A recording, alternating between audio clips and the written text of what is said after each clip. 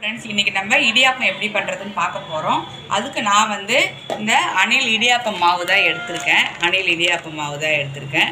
இது நீங்கள் இந்த மாவு யூஸ் பண்ணலாம். அப்படி இல்லைனாக்கா அரிசியை கூட ஒரு மணி நேரம் ஊற வச்சு நல்லா ஃபேன் காற்றுல காய வச்சு மிஷினில் அரைச்சி அப்படி கூட யூஸ் பண்ணலாம். இப்போ இடியாப்பம் மாவு நான் எடுத்துருக்கேன். இதுக்கு தேவையான அளவு உப்பு சேர்த்துக்கணும். உப்பு சேர்த்து கொதிக்கிற தண்ணி விட்டு பிசைய போகிறோம். இந்த மாதிரி பபுள்ஸாக வர அளவுக்கு வெந்நீர் நல்லா சுட வச்சுக்கணும். இப்போது இந்த வெந்நீரை இதில் கொஞ்சம் கொஞ்சமாக ஊற்றி கரண்டியால் கலங்க. கெட்டியாக ஒரு முறுக்கு மாவு பார்த்துக்கு இதை பிசைஞ்சு எடுத்துக்கணும்.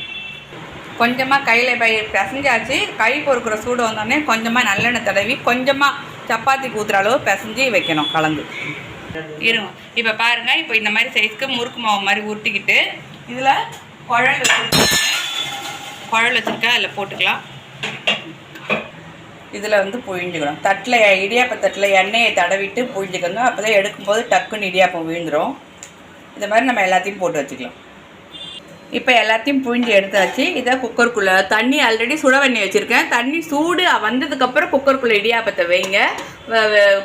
ஆறி தண்ணி வச்சு அப்புறம் வைக்காதீங்க. இது ஒரு 4 மினிட்ஸ் வெந்தால் போகிறோம். 3 to 4 மினிட்ஸ் வெந்தால் போகிறோம். பார்த்தீங்கன்னா ஆயிடுச்சு. இடியாப்பம் நல்லா ஆயிடுச்சு. நான் ஒரு 4 மினிட்ஸ் வச்சேன் இன்றைக்கி. இப்போ எடுத்து தட்டில் போட்டுடலாம். இப்போ பார்த்தீங்கன்னா நம்ம எண்ணெய் தடவி வச்சுருக்கிறதுனால அதுவாக வீழ்ந்துருது. அவ்வளோதான்.